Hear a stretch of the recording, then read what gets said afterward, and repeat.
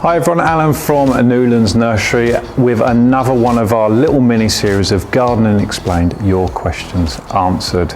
And this video is all about evergreens. So predominantly the video is all about the term evergreens. So plants that keep their leaves all year round. So all through the winter.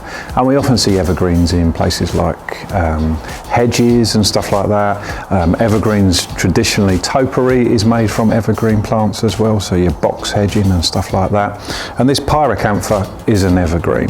So it's a plant that keeps its leaves all year round, even through the winter. They're fantastic to add structure to your garden, and like I said, for hedging, who wants the leaves to fall off the hedges in the winter? You don't want your neighbours to be able to see through in the winter. So evergreen is what we use for hedging, and you even see the term evergreen hedging, so that's what it means. A plant that has its leaves all through the winter. Simple as that. If you've got any questions at all about any terms in gardening and you want them answered on video, then we're more than happy to help.